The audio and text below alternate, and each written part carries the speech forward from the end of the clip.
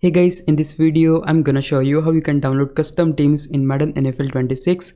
It's pretty easy. First of all, if you wanna download teams in Madden 26, there are two different ways to do it. The first method is through this creation center, which is very first option you will see. Here you'll find section like top downloaded teams and top rated teams. You will see teams such as Turtles, Stars, Orbit, Hounds and Celtic Tigers. You'll also notice more options like the Knights, Sharks and Flyers. Right now, a lot of teams look similar since the game is still new and not many people have uploaded creations yet.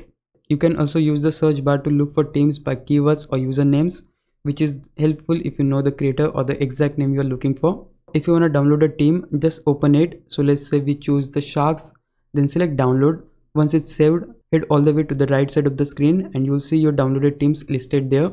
The second place you can download teams is inside franchise mode. When you go into franchise, you'll see the download center. This is where you can install custom teams builder squads as well as community made playbooks and sliders. You'll also find your full download history in this section. That's how you can browse, download and access custom teams in Madden 26.